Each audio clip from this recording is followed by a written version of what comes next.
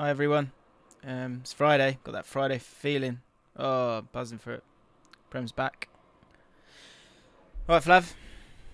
Yeah, good. Hang on. So,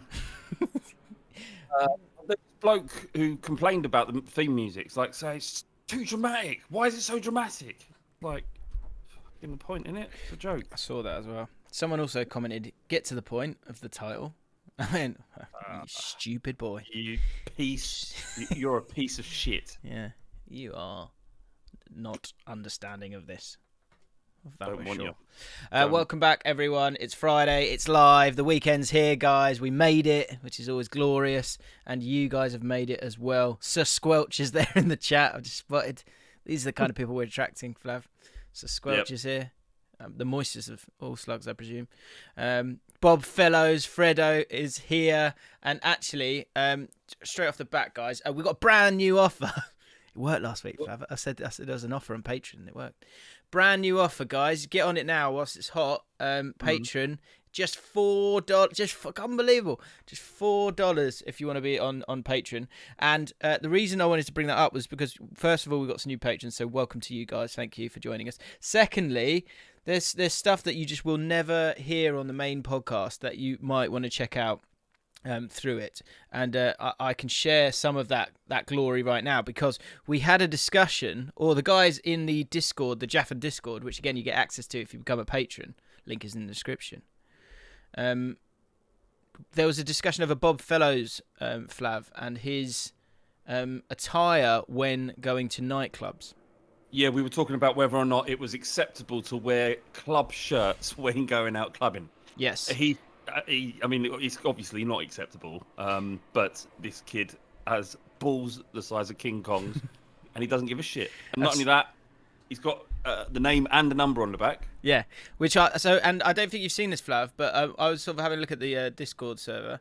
I saw it. And the pictures have been revealed, and I asked Bob if he'd mind. And what I love is like the photos are from like the photographer who just goes around. This is from Element. Nightclub in Northampton, and there you can see Bob in the background, just ready to pounce. Clever body position there, showing his back to the ladies, and of course he'll turn over in a second and deliver whatever line he needs. What Freddo? And they go, what? What Freddo? I didn't. Did you say what? Why is it Freddo on the way back? Great story, actually. Let me get you a drink, guys. Can I just get... and he's in. Not my favourite picture. Not my favourite picture. This one's a good one as well. They're just chilling, ready to pounce. And what's more, there's Bob. Good old Bob. Good son. Bob. Really, and they,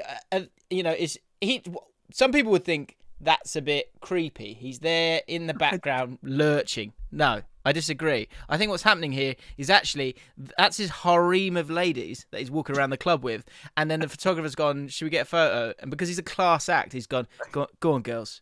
You just get you girls have no. Enjoy your photo. I'll just chill out back here." And those eyes say everything. Those eyes say absolutely everything. He's definitely killed in his lifetime as Freddo. Well, I wasn't thinking killed. I was thinking slayed maybe, not killed. Slayed. Yeah, Bob. Those are his harem, and they're having a good time, and he's just standing there going, anyone comes up and talks to him, they're gonna get a pint glass smashed in their face. Yeah, and rightfully so.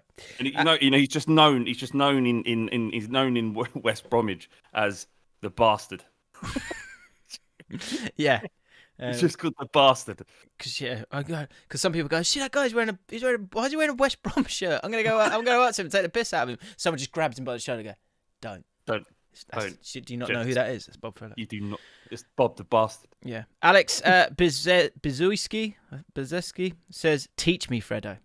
Well, I think some people will be wondering, this guy, our boy Bob, he is super cool, but can he let his hair down? Well, yes, he can, because there he is, right at the back, just owning life. He's not. So is that the full harem? I presume that's the extended squad. Yeah, that's the provisional squad before he makes his final decision. And Bob.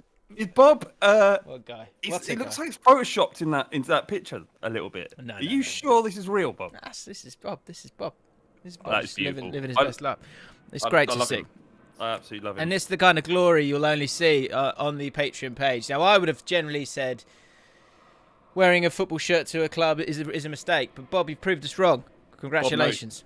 I mean, look, the evidence is right there. It literally is right there. There he is, sticking his tongue out like a nutter that he is.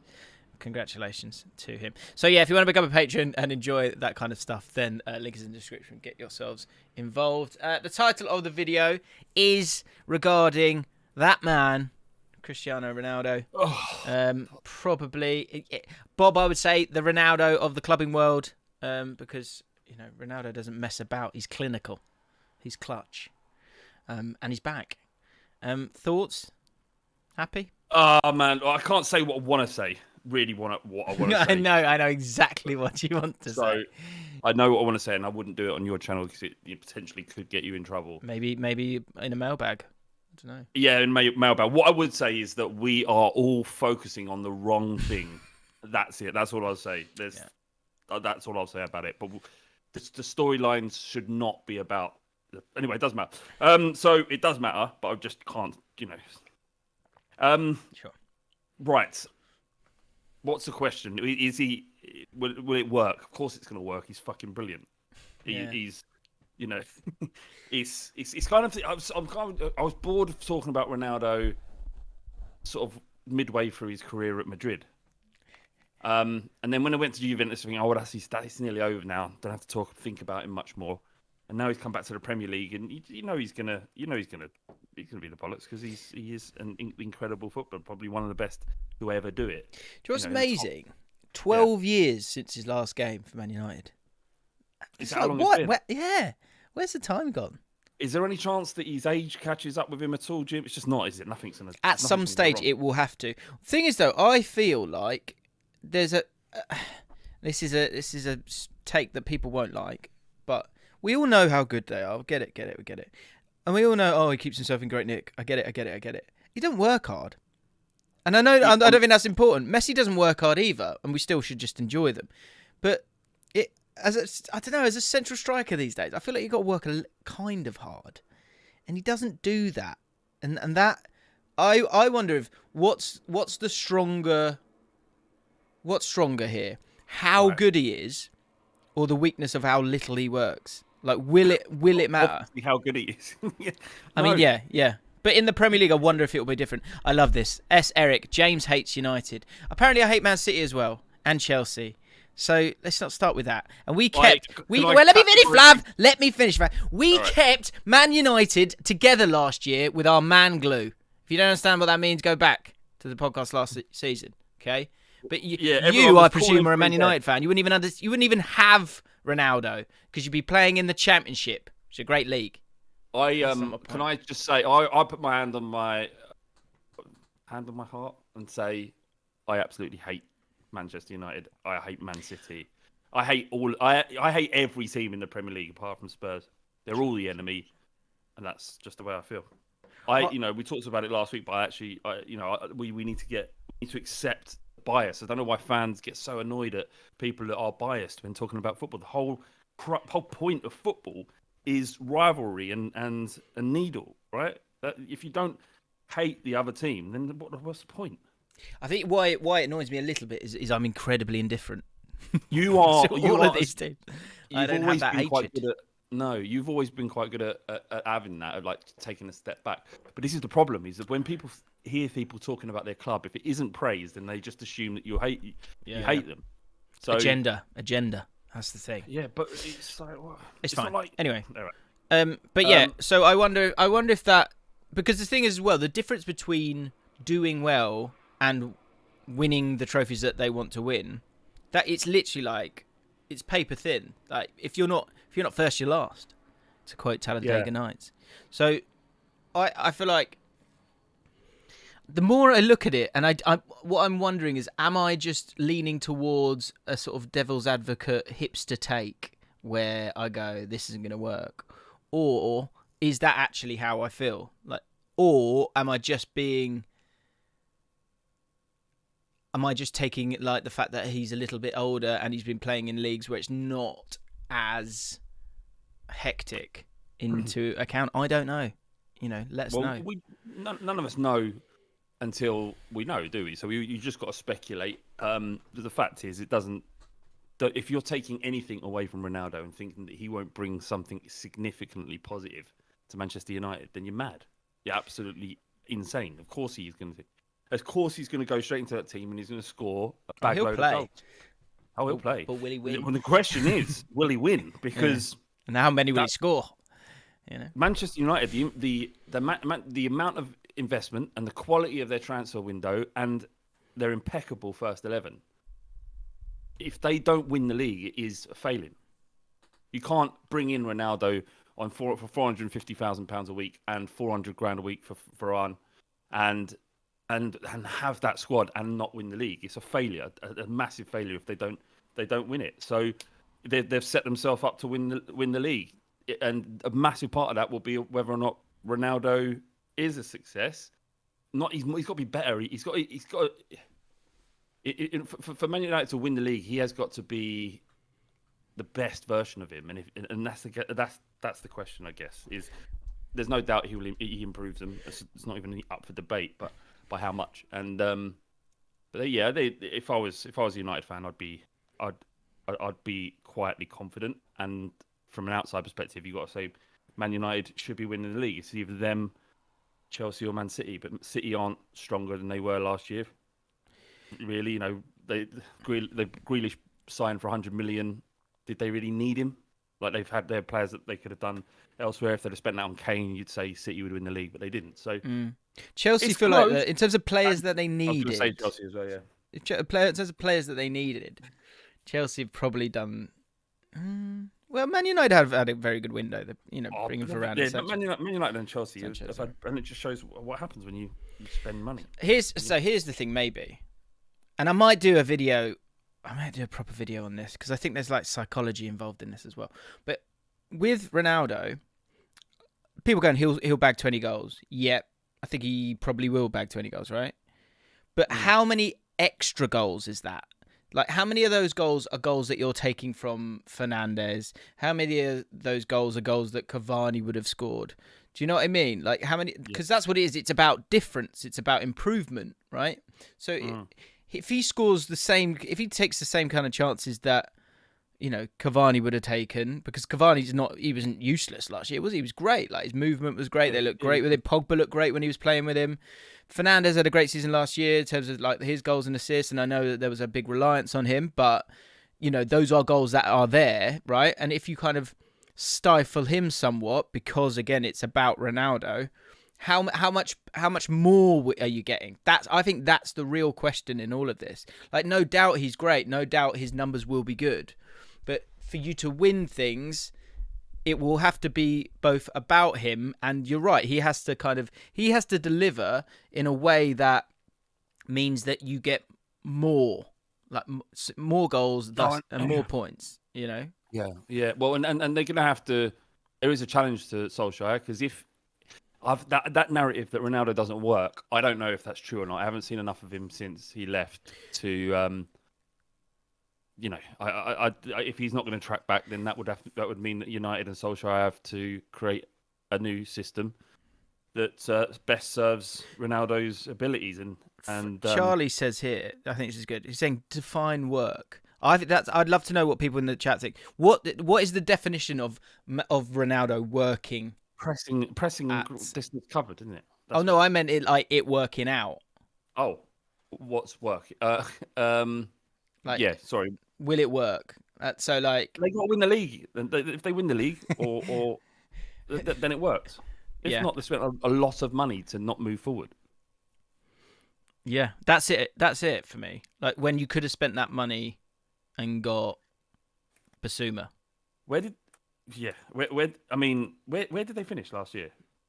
Second. Yeah. Sorry, they finished second. So they've got to win the league now. They've improved significantly. Brilliant defender. We've got Ronaldo, the world's most famous player, and still excellent. And interesting to see how he steps up to the Premier League, and it will tell you how strong our league is, and if it is the strongest in Europe. I know people say it is, but if Ronaldo struggles, then it really is. You know what I mean? I'll not say struggles. If he if he bags 1 in 3, or then you'll know how strong our league is. But yeah. I mean, I'd rather him not be here. So that tells you something. I'd rather not face Ronaldo. I'd much rather face Cavani. So yeah, that's true. Do you think there's a little bit of Ole Gunnar Solskjaer who's like, I can do it myself, like he's been given Ronaldo on a plate, like he's had a bit of luck at times. Do you think he's just super grateful, or do you think he's like, part of him's like, I don't need Ronaldo, I can do it myself? He's at the part of his tenure at United that he needs to be winning leagues, right? His 3rd season, which is incredible. Is it 3rd season? Yeah. So yeah. Do you know what the killer for him as well is? Sorry, mate. The killer for him as well is that, say he wins the league, he it's not on him. It's not Solskjaer figured it out, didn't he, Con? He developed. It's Ronaldo. It will be all about Ronaldo. I know. But the reality is that it would definitely be about Solskjaer. Like, I mean, I know, I get the narrative will be about it, but what I was about to say though is that he's at the end of his career. Sorry, he's 3 years into his United job, and now is the time where you back him because he's got this far. And if he doesn't win the league this year, and you feel like you need to replace him, you've at least given him a go. And the loyalty they've shown to him already is significant. It's amazing what he's done, really. And do you know what? When they played us last year at White Hart Lane, they were one of the best teams to play us. They were excellent. That's interesting. We've got a super chat. We have. We've got a few super chats. We've got a few super chats. Oh yes. Ka-ching. You haven't paid me for the last time we did this. That is on its way. Harrison Mason Jones, just here for another sexually driven smile by Flav. I think Harrison's drunk. Sexually driven smile. I think I remember something was said, and then it was sexual, and you enjoyed it. Aaron Heckmatt, thank you for that super chat. Aaron Heckmatt, on the one hand, people call Ronaldo a flop. Do they? And on another, they say if we don't win the league with him, it's embarrassing. A lot of hot takes out there. It's not embarrassing, Aram. It's not embarrassing. It's a level of expectation. Given the money, you don't get. From my perspective, you don't. Man United don't get a pass or you look at them and go, well, they didn't have enough to win the league. If they don't win the league with this squad and the acquisitions you've made, then it's a failing. You should be winning the league. If it's close, like, there's a point or two in it, then you can say, all right, well, fair enough. Or, 1 or 2 games didn't go your way and you didn't win the league for that reason. But if you're 15 points behind Chelsea or Man United this City, or something as significant as that, or you're never really in the race, then that's a massive failing because you're spending so much money on these players. And bearing in mind, it's not transfer fees. Like, we got Ronaldo for 20 million and we sold Dan James for 25. That you're simplifying the finances so drastically. You didn't. The cost of having Ronaldo at your club over the next 2 years. Is it 2 years deal we signed or 3? 2. Is like it's huge because of the amount of wages they're paid, and where you sit in the league table is directly correlated typically to the amount of money that is spent on wages, not transfer fees, on wages. And roughly where you rank in that is where you finish in the Premier League. Now, I don't know where Man United have got to be up there now. So you'd expect them to be winning the league. Then you've done well, you've done brilliantly. And when you sign great players, as you have done, then you can't moan if the expectation... I'm not saying this is what you're doing around, but you can't moan if the expectation goes up. And unfortunately, the bigger you get, and the more, you're signing these marquee players, the more attention from other fans you're going to get, and the more stick you're going to get when you lose. It's just the way it is. Which, yeah, and it's Man United. I'm sure they used to know that anyway. EPL team payroll tracker. Man United pretty far out in front, I must say. Estimated total salary is 226 million. Oh, right. So they're top. Fuck. Yeah. 150. Next is 152. If this is up to date, which I think Spot Tracker normally quite far up there. That is crazy. Well, there you go. If you're spending nearly 70. I can't. That number's so. What is that? What is that? 226 million. 226 million. Yeah, it's the estimated total salary. The transfer fee is 158 million. Yeah, so you're spending 70 million more than Chelsea. You got to be winning the league. You have to be. Like that, you need to ask questions. They're backing. That is significant. And I get like Manchester United, massive club. They generate huge more money than anyone else, I think, in the world. That's fucking mad. I didn't think it would be that high. That's it. I just find it's interesting. Like I always find expectations so interesting. Like at what point do they move up like to different levels? And I know you can like say you'd like a centre midfielder, but like that should have been sorted. That should have been sorted a little while ago now. Like. And the other areas have been sorted out. That's where I come back to with it. It's like they didn't need him. They didn't need him. Well, look, if they win the league, they needed him. If they didn't, then they didn't. That's it. That is it. Because if they, as soon as it goes wrong, they go, why did we buy? Because it is on his shoulders, and he's used to that, and he's fine with that. I know him well, and he'll be up for the challenge. But he's like. If it doesn't work out and he scores 15 goals, like the only way he gets out of trouble is if he scores 30 goals and they don't win the league, because he can go, well, "What do you want me to do?" Right? But they didn't need him. But I like that they got him. I'm quite excited to see him play. It's gonna be someone in the chat saying that's false, that information. So someone's just made that information up for a laugh, apparently. What, this spot track thing? I don't know. If it says it's not true, apparently Man City and Chelsea pay more than United. So what are these figures that they just made up? I think they might not be completely up to date, but I mean, actually, it says 2021, 22. And who are you?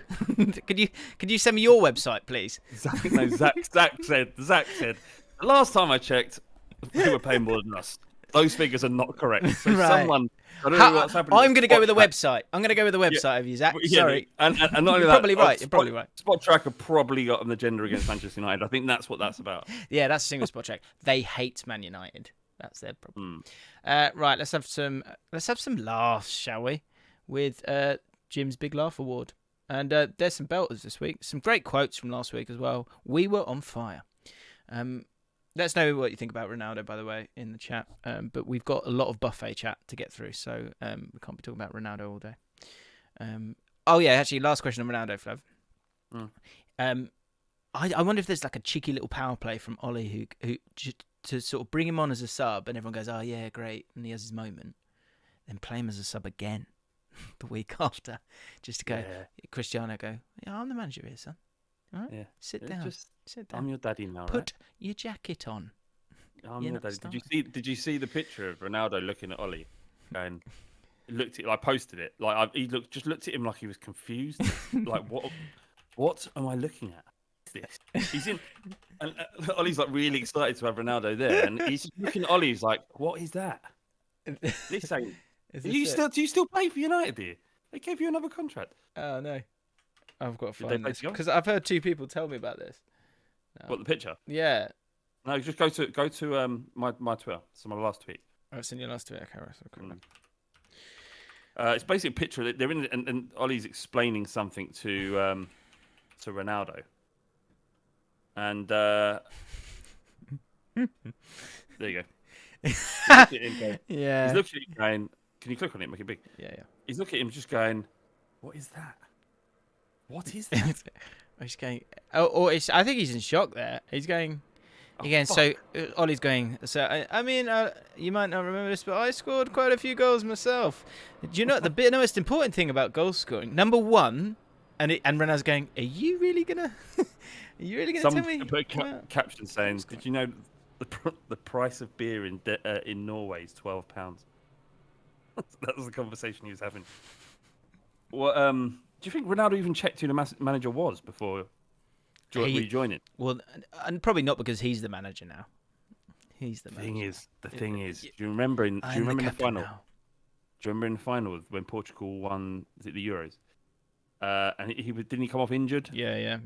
And he was essentially on the touchline managing along with whoever the manager was at the time. Do you not remember that? Yeah, of course, Santos. Yeah, I remember. And he's just gonna what's Ole Gunnar Solskjaer gonna say to Ronaldo? What's he gonna other than please score loads of goals for us? What's he gonna say? Yeah. Right, what I need you to cover 11 kilometres. You're not working hard enough, Ronnie. Yeah. Need a bit Ronnie, more. Need a bit more. Shut up, mate. You're a 11... sub. You're a sub. Yeah. Yeah, that's true. The what I would like is actually if everyone can go to Flav's Twitter and do a little caption competition under this, and we'll read out the best ones next week. Yeah, do fun. that. And follow me. Yeah, my quick one is him going. That finger is very useful for the caption. He's going. A lot of people want me to play one person at the base of the midfield. No, two. Fred and McTominay. Go on, Ollie. I'm rooting for him. I'm rooting for him a little bit, I've got to say. He can't believe he's there still 3 years on, can he? Mad. He's done incredibly well. He really has. He really has. Right. Jim's Big Laugh Award. I went through the comments and the things that made me laugh. I popped on the list. Last week was poor. There were none. Nothing made you laugh. Fortunately, this week was good. And in particular, you guys did brilliantly in the comments. In terms of your replies, I thought they were really good. So here's a few of the nominees for level pick. Ethan Riley. I'll be honest, I never thought we would see the day where Flav, who just turned 40, is voluntarily plugging his dog-related TikTok to try and make it blow up. Look. But here we are. Here we are, mate. I'm having quite a lot of fun with it, to be honest. I can tell.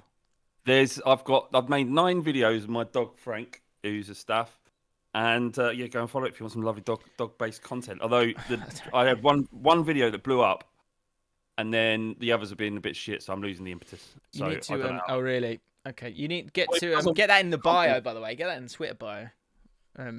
So basically, Flav's got a dog, and he's a legend. Yeah, so that's a nominee. This is a nominee, Phil Boggild, but it's more the replies that made me laugh out loud. He said, "I'm sitting on the toilet, and the notification comes through that JLA has laid another golden egg. Could there be a better combination of feelings?" Sitting on the toilet, so basically saying, is there a better combination of feelings? Pooing and getting a notification that we put the podcast out. But yeah, the replies made me laugh out loud. Kerlikos says, if that's wrong, I don't want to be right. Phil Boggild accidentally replied. He said, accidentally poked my finger through the paper 30 seconds later. What goes up must come down. Nim then chimed in. He said, the highs and lows. And Phil replied again, life is a roller coaster. That exchange just really made me laugh. And a couple of other nominees. Naz, just to clarify, this was it. Last week there was a guy who he gave us this I stuck with the pod and it all worked out in the end. And it didn't read well. So he wanted to clarify it. So a couple of things that he went within his initial comment last week. Go back to last week's podcast if you missed it.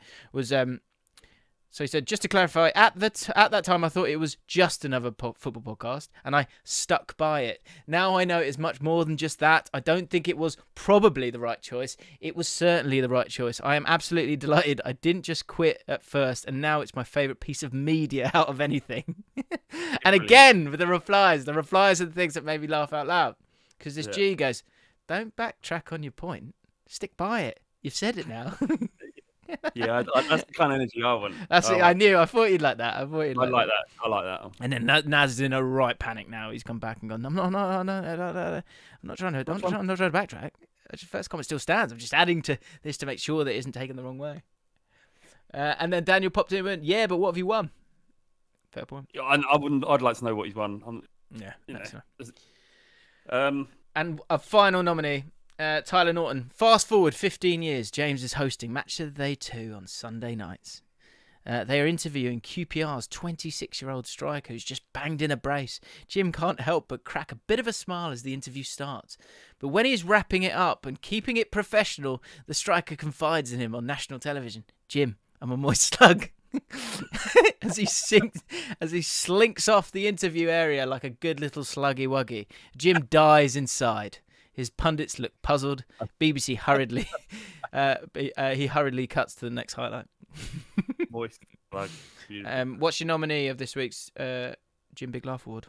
I like the Phil Boggild sitting on the toilet, notification comes through. That's my favourite. That was great. Okay, great. Wonderful. Congratulations. Yeah, congratulations. You are the winner, Phil. Well done to you. Well done to you. Quotes of the week from last week's podcast. Daniel Burgess. Quote of the week. Come back to mine. I've got 2 shepherd's pies in the fridge. Luke Galassi. Quote of the pod. Jim saying, I don't remember saying this. Word of warning. The lovemaking will be lethargic. This is after the all-you-can-eat buffet, when you're on the first week. Yeah. That's it. More buffet chat coming up, by the way. And we're and also we've got football bingos coming back as well. Can't speak. Matt Smith, quote of the pod: "Get your meeting early." I can't remember what that was about. It's buffet as well. Archie Ansell, where that's I said last. Where had we right? Where had we got to? Right, toasters, of course. Football podcast. Joshua Jackson. I'm not sure we're going to top that. A 5-minute riff on buffets. And Danny Berenson, quote the pod from me: "To keep the CPM high, I'll just talk in a Bosch accent." Brazzers. Last week you were saying this is a possible new bit of why is it trending? We had a little chat about. Let's see what's... A little bit chat about Trevor Sinclair, didn't we? And people seem to like my Jim White impression, which was nice. So we've got Callum Wilson trending. Oh, so what do we think? Don't click on it yet. Callum Wilson been caught. Okay. Drink driving. Yeah. Often these things are drink driving. I might just quickly go. I might go for a little explore, and I'll go to sports because I presume Callum will be in there, will he not? So Ronaldo 7 trending, of course. Romanian, interesting. Where's Callum? Callum's not there. He's on the main one. Damn. All right, let's go back.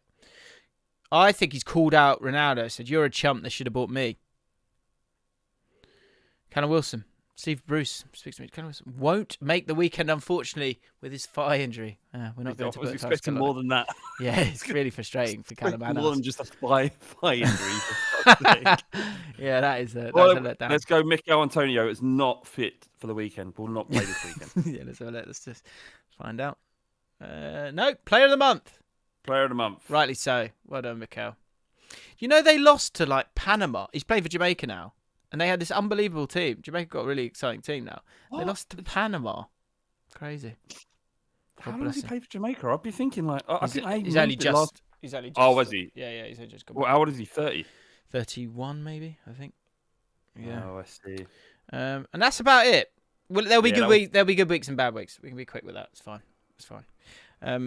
We keep on moving. Of course we do. To the next bit, which I'm trying to find, which is the joy of Roy. So Roy Keane's been shining so bright. I honestly think his interview with Gary Neville is probably the best interview I've seen this year. Obviously, have you watched it? Yeah. I have watched. I think it's the best interview I've seen this year.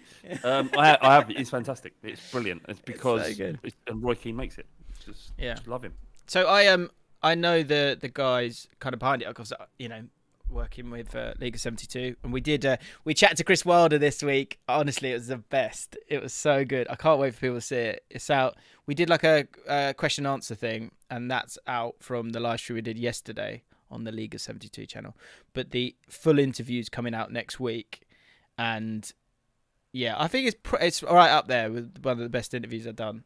And it looks it's so nice to be out and about in his garden. Saw his living room, manager's gaffs. I literally went to a manager's gaff. It was madness. So that's coming soon. But they were saying that Gary Neville literally just went for a walk and spoke for 2.5 hours and cut out a few bits. And Gary Neville had no questions with him or anything like that. They literally just chatted for a while. It was great. Know each other, don't they? That's why. Yeah. Anyway, with that, we've seen a different side of Roy. And we wanted to, enjoy the joy of Roy. So each week, if you have met Roy or if you've just got a whimsical story, all of them seem to have been real so far. And this is I think you'll like this. Stephen Devlin, the joy of Roy. I once met Roy Keane whilst out in County Cork. County Cork. I was down from Armour. I'm probably saying that wrong. Visiting my wife's family, and we went out to a fancy hotel for dinner. Mm. There was a nice bar there too that was showing the Champions League game later that evening. As I approached the toilet, I've seen Roy Keane entering it just before me. I followed him in and entered the cubicle next to him. As I sat there in amazement at the thought that Roy bloody Keane is sitting in the cubicle next to me, having a shit, I heard, "All right, fella, how's it going?" I was shocked. I paused for a moment and answered nonchalantly, "Yeah, good, how's you?" He answered, "Yeah, not bad, not bad. Here, where are you for tonight?" He said. Holy shit. Roy Keane's chatting to me. He wants to know what I'm at tonight. Where I'm at tonight. Imagine he wanted to make my night and have a drink with me for the match or something. Oh my God. All this was going through my head. So I answered, "Just out for a meal with my wife's family. They're from Fermoy. We're having a meal, then heading over to the bar to watch the game later. What about yourself?" There was a pause. I waited in anticipation and then heard, "Here, lad, I'm going to have to ring you back. There's a wanker in the cubicle next to me who thinks I'm talking to him." That is a belter.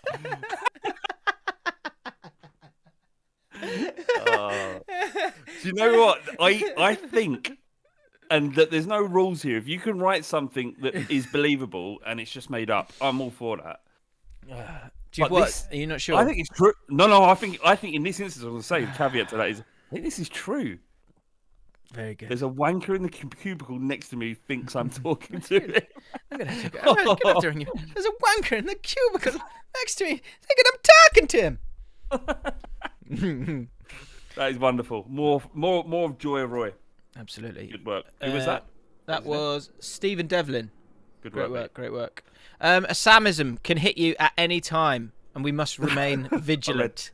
We must remain vigilant at all times. For people that don't know, new to it, is Samism is it's basically when you mix your metaphors up, or analogies, because our good friend Sam Peoples used to do it all the time, every day, and they become Samisms. Yeah, you know, was it? Is the juice worth the coins? Was one of his.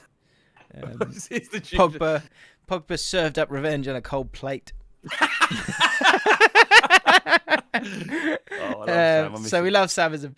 Sam, sorry. And United People's TV is his channel if you want to. I would really appreciate if someone could just keep an eye on his content, because I'm not bloody watching it. And if you do spot one, that'll make my week. And give us a... Is this bullying? I don't know. Give us a... Fine. Give us a time code, and we'll clip it up and put it in the show. Yeah, definitely. Anyway, Morgan Heath has got Samism, so keep an eye out on them. From pundits can do it often. I've been guilty of it. Flav has as well. Morgan Heath. I think I did it today actually on ESPN. I was talking about Bruno Fernandes and Ronaldo having the discussion over who takes penalties, and I said it would be like two bulls running into each other. I was like, it's not bulls, is it? It's rams.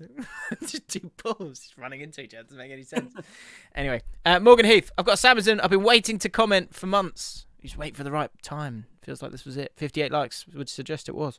My mates referred to a lose-lose situation as a catch 182, confusing a catch 22 with the rock band Blink 182. Yeah, that's... He's had a stinker there. God bless him. So yeah, keep an eye out. There's just one Samism, but if you spot a good one, then go for it. Another good example from Charlie Warner was Joe Willock, who said they opened me with welcome arms. They opened me with welcome arms. The best ones are like that, where it's like it kind of makes you feel a little bit ill. It just doesn't. Like Chris Wilder in the interview, he said something about it's something about the most important thing is both ends. And I was like, in my head, I wanted to go.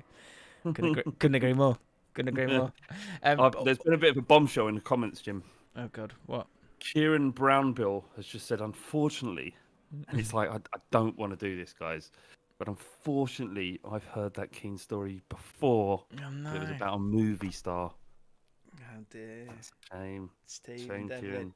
Oh, what do we do? Can't even prove it with a spoon. I don't know what we're going to do there. Yeah, I mean, there's nothing to prove. You don't need to prove who he is. Don't want to know who he is. Go get Roy Keane. Get Roy Keane. Get a picture of Roy Keane holding a spoon in the cubicle. He's a fucking liar. That's what he is. Yeah. You piece of shit, Stephen. You Good, Jim. absolute scumbag. Are we You've banning come in here, right? And you just wanted your name read out. You haven't even put any effort in to make your own lie up. You've just stolen someone else's lie. Pathetic. Shame. Ban for a week, Jim. I'm sorry. Yeah, no, fair. Ban for a week. Ban for a week. By the way, if you could all like the stream, that would be glorious. Massively help this because the views have been going up on the old podcast. Who knows? Maybe this could actually catch fire. We've got a super chat, Jim. We do. It's only $2, so we don't have to take it that seriously. But is the C celebration the best ever? I tell you what, it's the fucking worst. Knew that was coming. Awful celebration. Yeah. It's it's only better. The only thing that's it's better than is that. Which is the worst. What, the Shearer? Yeah, it's terrible. That is boring, isn't it? He gets away with that. It's good because it's boring. No, it's boring. It's boring, Alan. Boring. I hate the C. He's an arrogant tosser, isn't he? Like, he's an arrogant bloke, and you got to be that good. But you know, do you know what? Lingard scored for England last week, and he kind of did the Ronaldo C, and I think he sort of realised as he was doing it, as he was sort of in midair.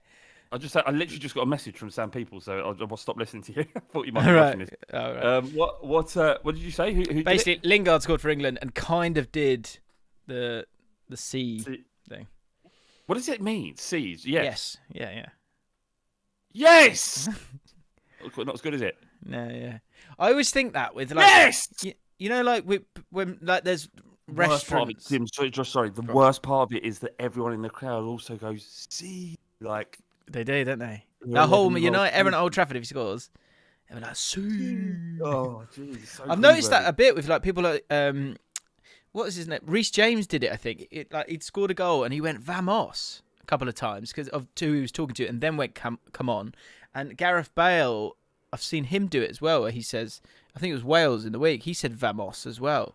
It's interesting. But it might have said it so many times when he's. Oh yeah. Oh no, I've got no problem with it. I think it's interesting. Also, I think like how more glamorous they are. Like my sister-in-law had this like fancy notebook, and it was like French or something, and it said papier or something. And I was like, well, that means paper, does it? And she went, yeah. I went, yeah. Looks like we've got a Ronaldo fanboy in the comments getting antsy. I love this shit. He's getting. Don't take the mickey out of Ronaldo. I really love him. He says Ronaldo will outscore your entire club. Rattled. Interesting. Rattled. What do you want? What do you want from us? I'll tell you what. We can take that. Ronaldo will outscore your entire club, and we can put that in this season's Jaffin Bingo. Pop that in there. Let's see if that one comes to fruition. We've got some newbies. I think we need one more week to fill our box, and then we will share it out, and then we can keep an eye on it for everyone to see. For those who don't know, we're building a Jaffin Bingo.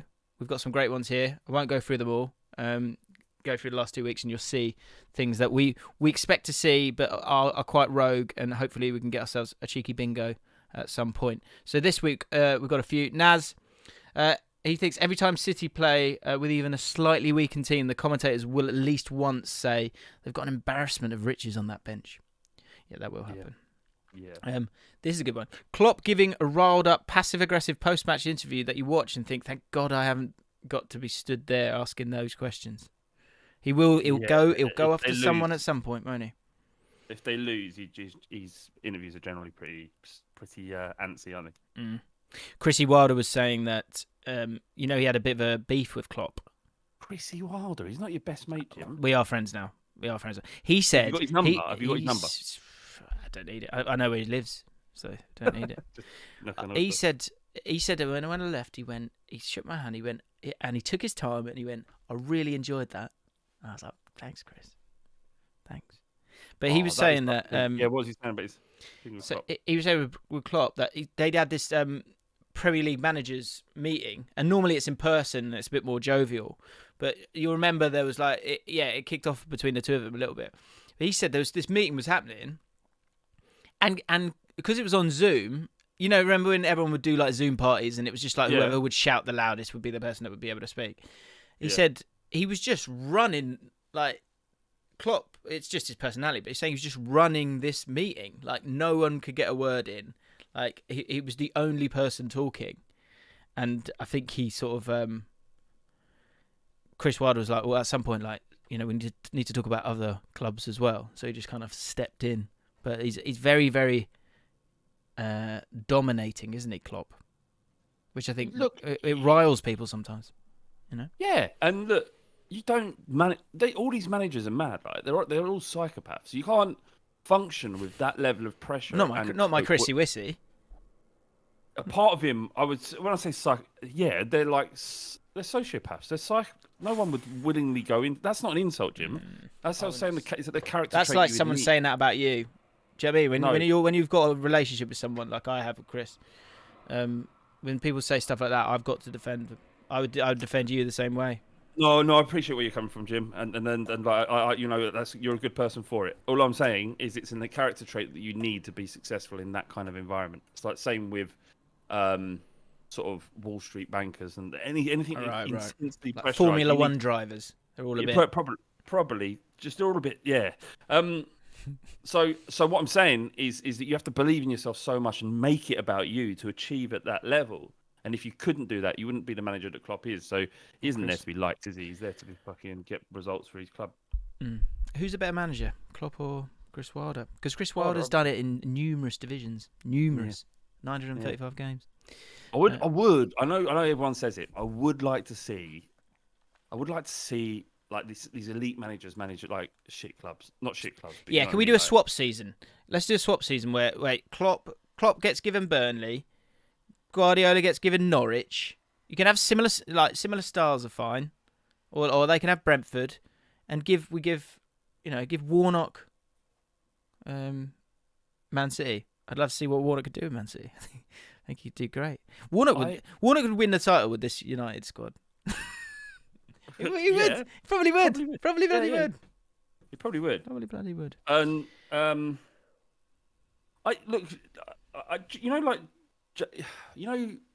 Pep Guardiola. He's an amazing manager, right? Whether you like him or not, he's fantastic. Like, he's done it amazingly, and the pressures of managing the clubs that he's managed are different to like Fark, who can go down and not worry about his job, right? But I think I'm just why doesn't he just go, all right, look, I've done all the money clubs, I've been to every club with the best resources, and now I'm going to create a project. I'm going to do something else. I'm going to bring joy to the people of fucking Fleetwood or whatever it might be. just to see, wouldn't it be great if he went down there? Simon Grayson is under a bit of pressure actually down there. Is he? Yeah, I know, mate. I mean, if we're doing Jaff and Bingo in terms of stuff that we say, that this is something that you say every year. Yeah. Isn't it? Because I mean, what else? I will. There will be a part of me. If Guardiola leaves and goes to Brazil, I'll just go, come on, why even playing this game? Why even bother? I know, but the thing is, it's like I get it. It's never going to happen. But you win the league with Manchester City, or even the Champions League. You're like, no one's going, I look at Pep Guardiola's magic. You're like, yeah, but you've got all the money, so you should be winning it. Of course you should be winning it. But if you did it with Stoke, then you'd be like, that. This is this greatest manager. He's not. The problem with Pep Guardiola is his legacy will be impacted by this caveat all the time. And here's me thinking he actually gives a shit. He doesn't fucking get this. Why would he? He's not worried about dickhead on podcast, is he? Yeah. So I don't know what I'm talking about. Imagine in press conference he just snaps. Flavs come out and said that you should do it like a lesser team because you've always got the money. Yeah. I remember one of the most awkward interviews. One of the most awkward interviews was when the Moose off of TalkSport said to him, "Is it easy being the Manchester City boss because you're so good?" Like, he's paying them a compliment that like, they're so good. You've got them playing so good. He's coaching them easy now. But obviously, it's a stupid question. It's just a stupid question. It's like because obviously it's fucking really hard to get any player playing exactly how they should do and how well they do against Manchester City. And why is he called the Moose? Is he called the Moose because he looks like a moose? Yeah, I think so. Don't know.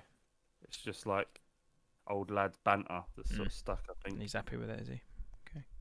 just happy to be around. Really, it seems that way. Yeah. Just a real fruit. So our Jaff and Bingo. So Klopp with a passive aggressive interview. Lewis says that a Premier League manager becomes a magician as his tactical hand gesture coincides with the animation graphic on Sky Sports. That would be great to see. I think Benitez, didn't it? Adam Nichols, Norwich will go through a period of struggling and a pundit will say how much it reminds him of Fulham when they signed a lot of players in 1920 and struggled to gel. Yeah. Jamie Vardy is a good one. Esperi, Jamie Vardy celebrates a goal by mocking the other team's badge or nickname. That will happen. BD, when talking about... this is good. When talking about new Chelsea signing Saul Niguez, at least one pundit will, out of fear of pronouncing it wrong, trail off when saying his surname. Saul Niguez. That'd be terrible. Yeah. Liam Carter, for the bingo, United are out of the title race by March, and the weird green and yellow Norwich scarves are back out, and Neville hates the owners again. Yeah. And Aratrick, congratulations from the chat. We'll put Ronaldo to outscore your entire club. That's QPR and Tottenham. Or Tottenham, yeah. Or Tottenham. I mean, we're going to win every game 1-0, so there's a good chance he might score 38 goals this year. So. Yeah. Oh, let's see. There we go. So we've got 3 lines now, so we're pretty much there. Maybe one more week. If you've got any more last chance, any more season bingos, get them in the chat. Let us know so we can cross them off if you see any of them. Yes. Yeah, true. That's then we'll put it on the website that Tyler made for us, and then we can check in on it each week. Right, we're into the key elements of the podcast. Before you go, because we're going to go into buffet chats, right? Have you ever looked at how much Steve Bruce's face? He looks like a Cornish pasty. Cornish pasty. His face looks like a Cornish pasty. It's like I say, I'm going to search one of the names of either a Cornish pasty or Steve Bruce, and the people watching will have to guess if what I searched. Did I search Cornish pasty, or did I? You can see these, Flav, can't you? Do you want to pick one that looks most like one, or that sort of merges the two?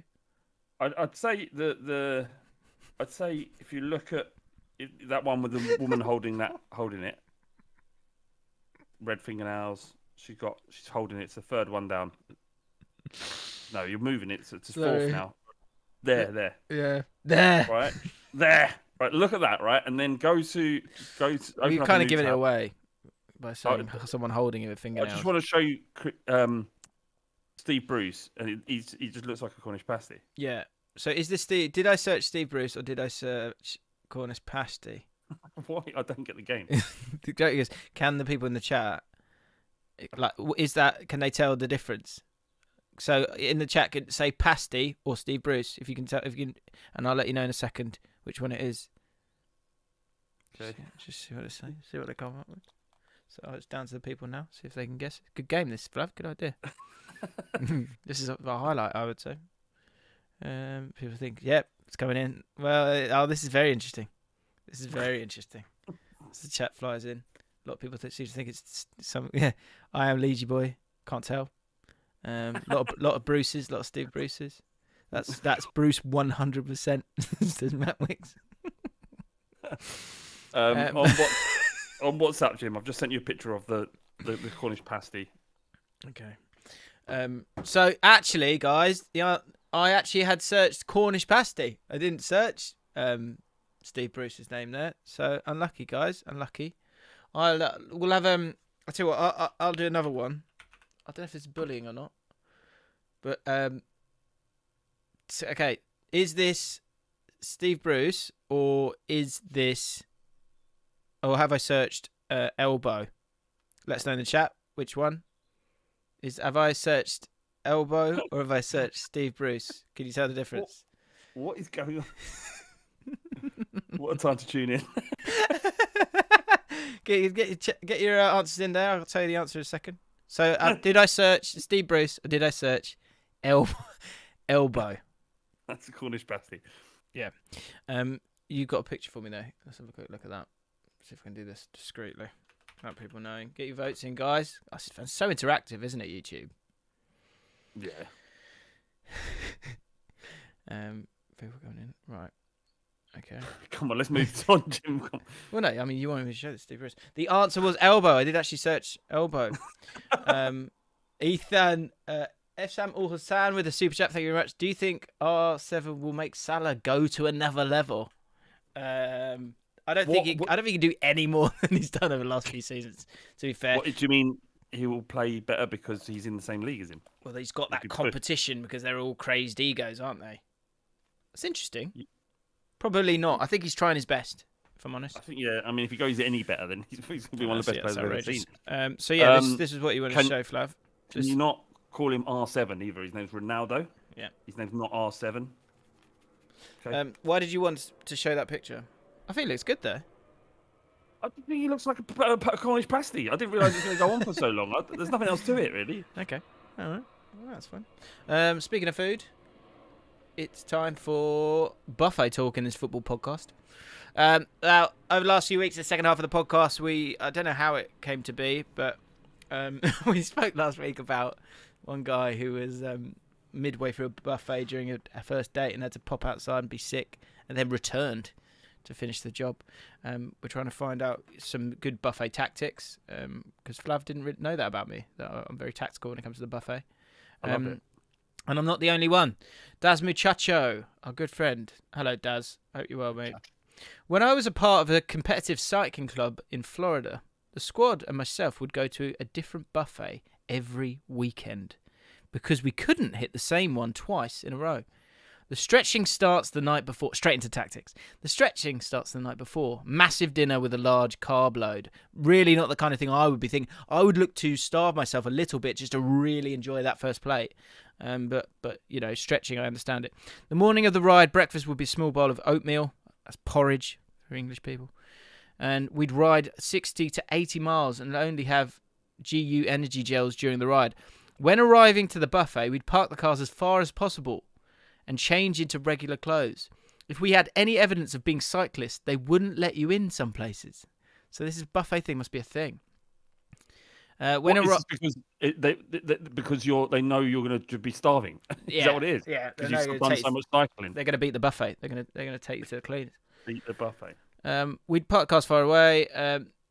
We 4 to 8 members of the riding group would then compete on who could get to 10 plates and 3 beers. The rule was eat until someone pukes or passes out, or we'd get kicked out and get a month's ban.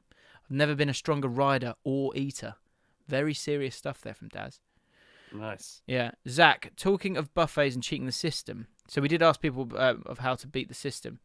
It got me thinking of when I went to Harvester with the family about a year ago. My dad was getting served before me and was going along asking for more of pretty much everything. He then got... More. Yeah. More. I think it's important that you've got to hold the stare and you mustn't blink. More. You can go back for another. Dad, stop. Yeah, you can go around again. It's above. I can come back. No, we can come. No. We can come back. There's a queue for me. Come on. Put more on the plate. Come on. More. I want 16 spring rolls. As he just goes, more. No, come on, Dad. Anyway. Pretty much everything. He then got to the last bit where his stacked metre-high plate was given back to him, and he said, "No gravy, thanks." The old woman serving looked shocked. Other customers who just about heard what he said whispered amongst each other, "Oh, he's just said no gravy." And I stood there looking at my dad in disbelief. That's the only bit of moisture you can add to what's a very dry meal, and he turned it down. In my head, my immediate thought was nonce. Nonce? What you said about his dad? His own dad. And I don't think I ever quite looked at him the same after that. I still respect and love him. It's just not quite the same anymore. Take it very seriously. When you say buffet, Jim, when you think buffet, what food are you thinking about? There's only one, right? I think Chinese buffet. All day. I think Pizza Hut buffet was what was great back in the day. A pizza buffet. I don't think I've ever been that drowsy. Do you know what I mean? After just like so much bread. It's just your eyes. You know when I'm tired, my eyes just get really tired. Yeah. Just like that. Just like could barely like see out the door. See, pizza buffets, I'd imagine. I'm on a diet, so I'm not eating pizza, but I do love it, right? Yeah. I do love it. And Flav's slaying it in the gym at the moment. He's getting wump. I am absolutely throwing iron all over the place. I go in there and I just kick the shit out of Ron. Yeah. All day. The guys came up to you and said, "Would you mind being a little bit more discreet because it's intimidating the other members of the gym?" They said, didn't they? Yeah, they did. They did. They said, "Can you come in early because there's less people there then?" And you're getting so big and so wamp that you need more room. Yeah. Do you know what else? They're thinking about opening up another room because I can't. I've done all the weights. Done it complete. Completed the weights. So then there's another room where they're going to put heavier weights in. Yeah. It's called Flav's room. It's just called Flav's room. I've got my own key. It's a Chubb key. Yeah. Because it's not no fucking pussy old. What are you focusing on at the moment? Your traps. The traps. I'm focusing on. I never ever skip leg day. Never. No, you mustn't. I'm doing the traps, the abs, the pecs, the triceps, the what are they? That's the traps, yeah. Yeah, traps. Yeah, that. So forearms, biarms. We should get the guys maybe to get some questions in if you need any if anyone needs any help. We're gonna need feet. Building muscles up in my feet. Yeah, folks zoning in on your ankles at the moment. Yeah, it's not well known. It's only the elite, fucking the best gym goers that know about building the muscles up in your feet. Yeah, really looking to get some gains in those ankles. The LGXD, great question here. Flav, do you have a PT or do you just have your own schedule? Actually, Flav is a PT to the PTs. Yeah, they don't like me. They don't like me because I go in there and I make them redundant.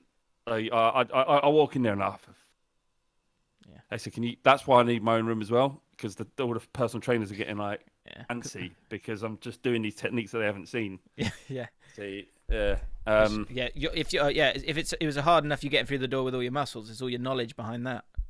It's just too much. I'm like Wamp Lord, and I'm also really intelligent. So it's a lot, and a lot of charisma as well. So it's one of those things. But the reason why I'm neglecting pizza at the moment is because of all that stuff. But I do know how to handle pizza. Sure. And if you're doing a pizza buffet, it's not the same as before where you're pacing yourself. You've got to ram it in, get it in as quickly as possible because it will fill you up. It will catch up on you. It's a right arsehole. Yeah, the problem... You get as much pizza into your mouth as quickly as possible. Swallow it, swallow, ram. Like, ram. Don't go for fucking salad. Yeah. Croutons in your salad and they're filling you up. Yeah, salad bar. Go away. Yes, salad bar. What I would say, the start gun on a pizza buffet is everything. Because if anything, what I would normally do with pizza buffet back in the day is I'd walk past the window, check to see how many pizzas were out in that moment and how many slices had gone. And if it was low and it was just the veggie supreme left, I'd do a lap before coming back. Because you got to sit down and they've got to be there for you. Because if you just go you don't want to go. Your first three don't want to be veggie supreme margarita. You're wasting your time. Do you know what I mean? When the farmhouse comes out. Do you know what I mean? Yeah. Yeah, and what you don't take bites out of it like some fucking amateurs, like some child taking a bite out of your pizza. What are you, 6 years old, idiot? You roll it, so it's like a wrap, and you just go like that, and you just get it in, and you get it down, and you move on to the next piece. And you know what they want you to do? They want you to sit down. Don't sit down. Never sit down. Keep moving. Keep moving. Keep moving. Don't sit down. You sit down, you become sedentary. That's so true. Yeah. You got to fight the sleepiness, haven't you? You got to that's true. At the most, I'll do the old spin around chair. I'll have it that way round, just so I can come off quickly and kind of just jog it up before I go in for another roll and slice. Yeah. They don't want you up. They want you sitting down. Yeah. Don't let them win. So don't let them in. Don't let them in. The bastards will try and intimidate you, right? They'll try and intimidate you. Don't let them sit down. Just say I'm going to the toilet, mate. They can't stop you from going to the toilet. Yeah. And then you don't. You go back to the pizza bar. And also a final thing, because Josh Berry actually popped in with a quote about the pizza buffet, and I won't read the whole comment, but the gist of it was just make sure you don't eat the crusts. That is a complete waste there.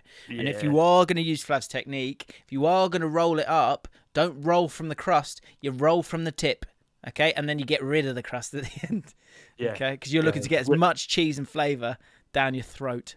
Yeah, the crust is a scam anyway. They know what they're doing. They can put the cheese to the edge. They just choose not to. Yeah, exactly. They're arseholes. And you know what? Don't let your child convince you that they need to come to the pizza buffet. Leave those little shits at home. Because they can't eat their shit. They can't eat their shit. They have one piece. No, I'm full. Fuck that. They're taking up space. Get them out. Yeah. But I'm full, Dad. I'm going to become clinically obese. Well, then... Well, you're not coming here again, are we? You can eat at home till you're 18. Full in a minute. Yeah. You'll be fucking. You shut the fuck up. Yeah. Eat more pizza. Yeah. Either you eat 18 slices, or we're going home and you'll be eating 4 shepherd's pies that we've got in the freezer. And I was going to treat your mum to that, but you're going to have to eat it now. Ben M says, make sure you drink the drinks that are on the list of included drinks, not a separate one. He had a very sticky situation where one bloke went for premium lager as opposed to the lagers that was part of the deal. That cost €30 extra, and they all had to chip in, which is completely unacceptable. But they seem like class bunch. So just that's another one just to pop on your notepad, guys. I'm sure everyone's got their notepads out as we go through the buffet tactics here. And finally, Lou back with a buffet hack. That rhymes. Looking back, that rhymes as well. As a teenager, when we were gaming the system, we were usually just committing petty crimes. Now this, Flav, I think is a step too far, but I'd love to know what you think. He said, our buffet hack was to come with a backpack lined with those huge plastic freezer bags to the Indian buffet and surreptitiously dump a few platefuls between our legs into our backpacks, which were hidden under the table.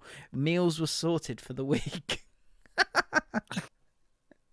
I mean, that is like it's a fine line, isn't it? That isn't a fine line. That's theft.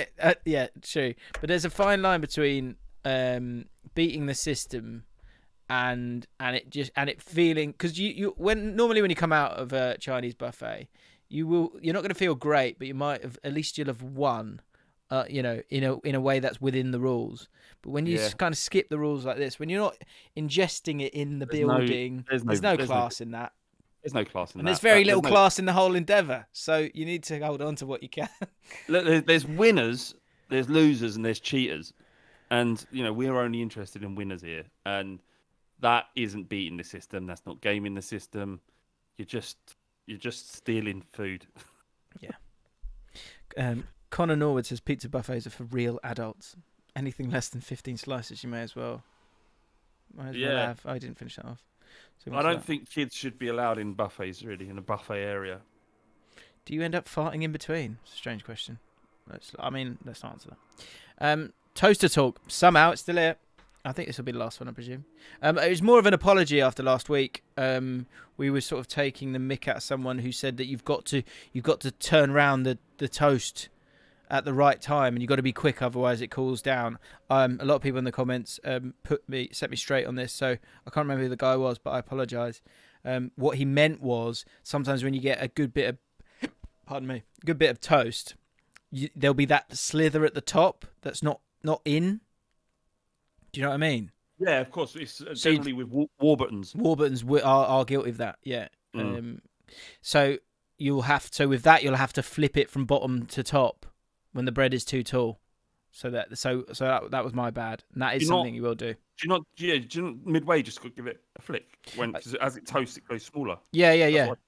I think that's what I would go to do as well. Oh, by the way, final thing on Toast Talk, and this is incredibly middle class of me, but I did come across it and it is glorious.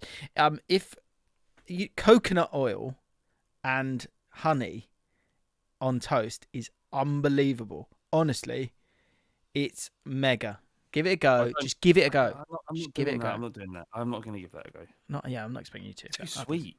Yeah, it was so good. Oh, right. So good. What you're talking to the other people not in this conversation? Oh, I'm saying to the people in the chat. Well, if you're not aiming something at me, then how am I Make it part clear. of the pot? Okay. Part of Okay. the pot? Steve, I understand people saying lost me at coconut oil, but you know when you got really buttery toast, Yeah. the coconut oil is like that. It honestly, just give it a chance. Just give it a chance. It's too sweet. I Just don't want give honey it on a chance. I don't want to eat it. Beat the system. Adam Lewis, beating the system. My dad's mate once told him a great way to finesse the meat carver at a carvery. This is so good. Not going to work in your normal buffet, but for some of our northern listeners or watchers, this is one for you guys. Used to finesse the meat carver at a carvery. He would ask the carver for just gammon and turkey. So can I just have gammon? I'd just have gammon and turkey, please.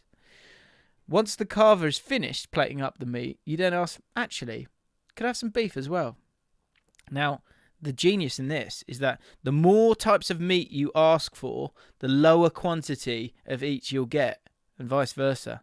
So if you ask for another cut of meat after the carver has served 2 meats worth, then you get an extra portion on top. I think that's really clever.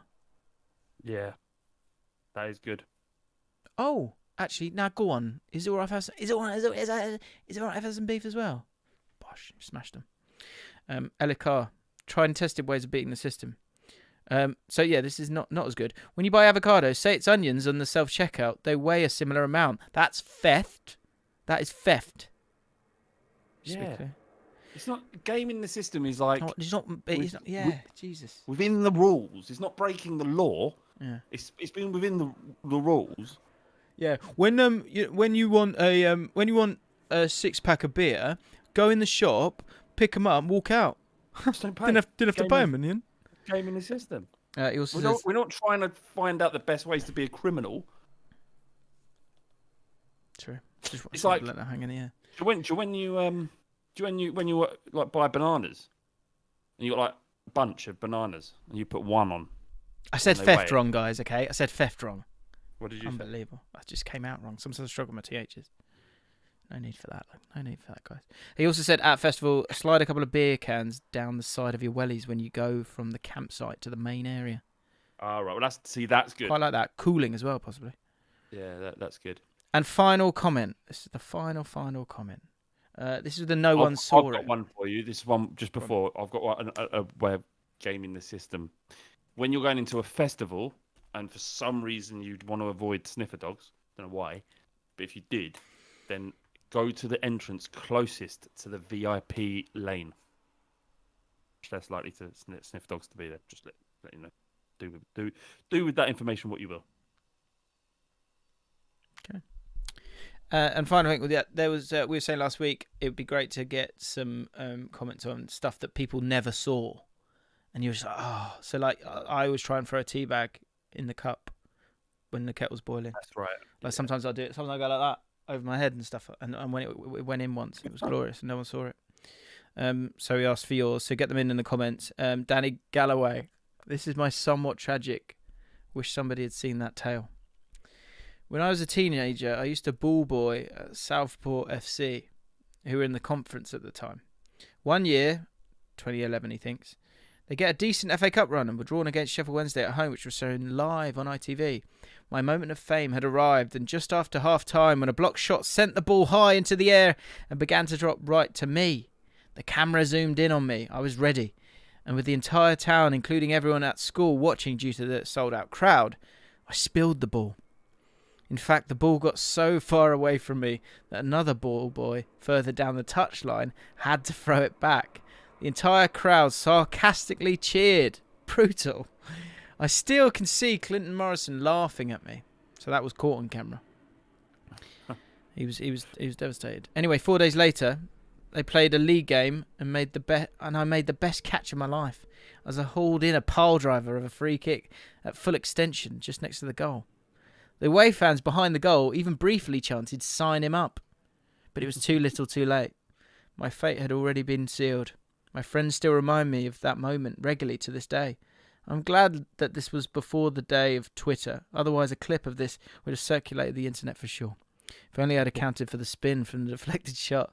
If only the game a few days later was televised. Well, it wasn't, Danny. It wasn't. Cool, though. I like that. Yeah.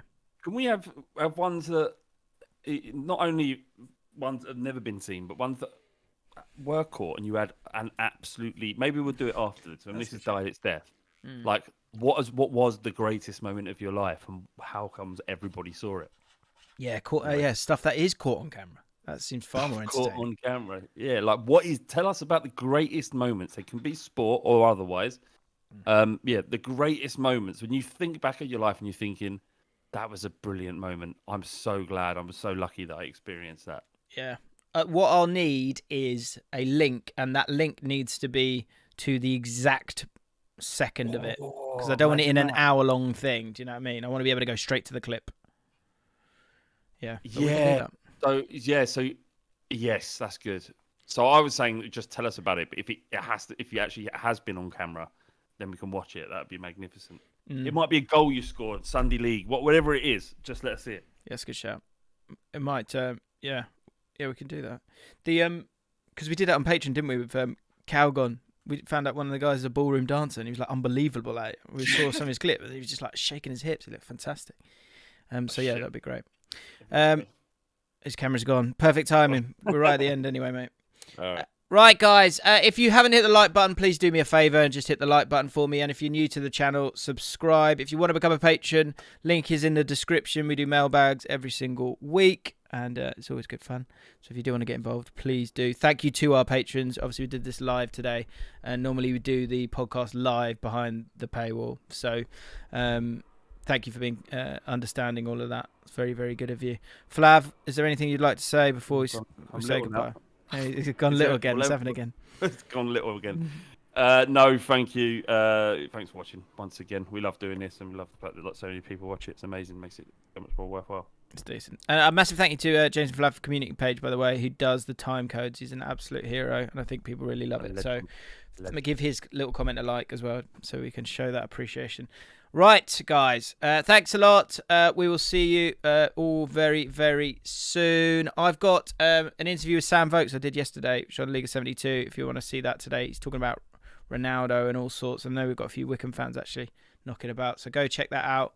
And on Monday, I'll be back with the fallout after some big games as well. So hit the subscribe button and notification bell so you don't miss it when we go live. Right, guys. Have a great weekend. Love you all. And I might go on Twitch actually in a second. So if you're part of my Discord lot, I'll let you know. I want to use I want to do my wild card, and I also miss streaming with the boys. So and girls. So I want to do that even for 20 minutes. Yeah, one thing that we're figuring out a way to do, like, you know, when we do our mailbag, people drop into the studio and we'll have a chat with them. There is a thing that's happening with Discord where they create a room and you have a stage and people can come on and you can bring them into the show. It's like this very sort of purposely built way of getting people involved in the content you produce. So we're setting it up with Charlie. So okay, let me know. That, or you want to be a part of the show, become a patron, then you can. Yeah, I think I will. I think I will stream on Twitch. I'm going to do it now. I'm going to go on there and do my wild card. So come and join me. If not, have a wonderful weekend. Love you.